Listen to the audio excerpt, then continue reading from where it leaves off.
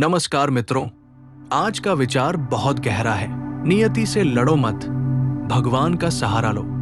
क्योंकि अक्सर हम जीवन में वहां संघर्ष करते हैं जहां हमें समर्पण करना चाहिए और वहां हार मान लेते हैं जहां हमें प्रयास करना चाहिए। कभी कभी हमें लगता है भगवान मेरे साथ अन्याय कर रहे हैं, पर शायद उस वक्त भगवान हमें किसी बड़ी सच्चाई के लिए तैयार कर रहे होते हैं। नियति शब्द सुनने में छोटा है, पर इसमें पूरे जीवन का रहस्य छिपा है।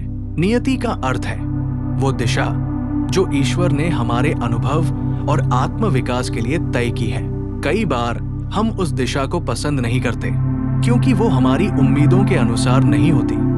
पर याद रखिए, जो भगवान करते हैं वो हमारी इच्छाओं के अनुसार नहीं, हमारी भलाई के अनुसार करते हैं। कभी कोई रिश्ता टूटता है, कभी कोई सपना अधूरा रह जाता है, कभी मेहनत के बावजूद नतीजा नहीं मिलता।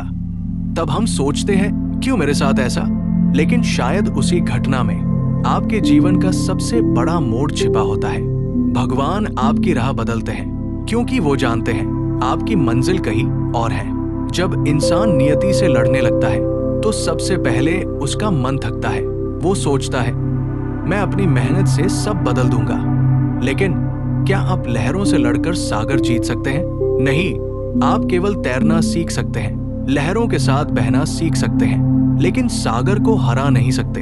वैसे ही जीवन का सागर भी नियति से भरा है। जब हम ईश्वर की योजना को नहीं समझते तो हम चिंता, गुस्से और हताशा में डूब जाते हैं। और तब धीरे से भीतर एक आवाज आती है, अब छोड़ दो, मुझे संभालने दो। वो आवाज ईश्वर की होती है जो कहती है तू बस मुझ पर भरोसा रख। भगवान का सहारा लेना मतलब समर्पण करना, लेकिन हार मानना नहीं। इसका मतलब ये नहीं कि हम कुछ न करें, बल्कि इसका अर्थ है जो कुछ करें भगवान पर भरोसा रखकर करें। जैसे बच्चा पिता की उंगली पकड़कर सड़क पार करता है, वैसे ही हमें भी भगवान की उंगली पकड़कर जीवन के मोड़ों से गुजरना चाहिए। भगवान श्री कृष्ण ने गीता में कहा था, सर्वधर्मान परित्यज्य मामेकं शरणं व्रज। मतलब सभी चिंताएं, सभी योजनाएं मुझे सौंप दे, मैं तुझे हर बंधन से मुक्त कर दूंगा। जब हम भगवान पर भरोसा करते हैं तो नियति भी हमारे खिलाफ नहीं रहती, बल्कि हमारे पक्ष में काम करने लगती है। एक वास्तविक उदाहरण से समझे। एक बार एक संत जंगल में ध्यान लगा रहे थे।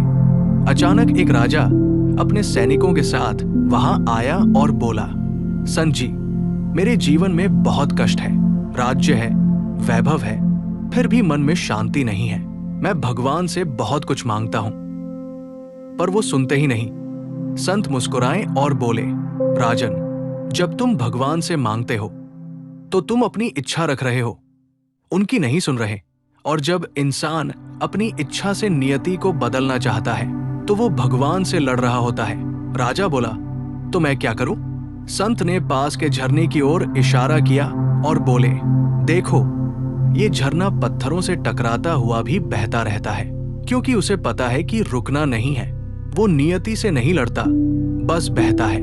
उसे भरोसा है कि जहां भगवान ने रास्ता बनाया है वही वो सागर से मिलेगा। राजा की आंखों में आंसू आ गए।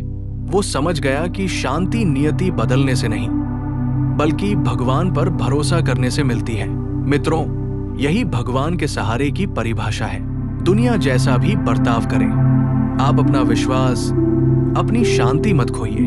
जब भगवान का हाथ सिर पर होता है तो सबसे कठिन समय भी आपका गुरु बन जाता है। हर बाधा एक सीख बन जाती है। रामायण में भी सीता जी ने कहा था, जो कुछ होता है प्रभु इच्छा से होता है। अगर वो रावण के बंदी गृह में भी धैर्य रख सकती है तो हम भी अपनी परिस्थितियों में ईश्वर की योजना पर भरोसा रख सकते हैं। क्योंकि जब भरोसा होता है तो नियति बदलती नहीं, लेकिन हमारी दृष्टि बदल जाती है, और वही सच्ची मुक्ति है। नियति से लड़ने की बजाय अगर हम भगवान का सहारा लें तो जीवन बहुत हल्का महसूस होता है। क्योंकि जब हम सब कुछ भगवान को सौंप देते हैं तो बोझ हमारा नहीं, उनका हो जाता है। और जब बोझ भगवान का हो जाए तो जीवन कभी भारी नहीं लगता। याद रखिए, ईश्वर हमेशा वहां होते हैं जहां इंसान अपने अहंकार को छोड़कर भरोसे से झुक जाता है।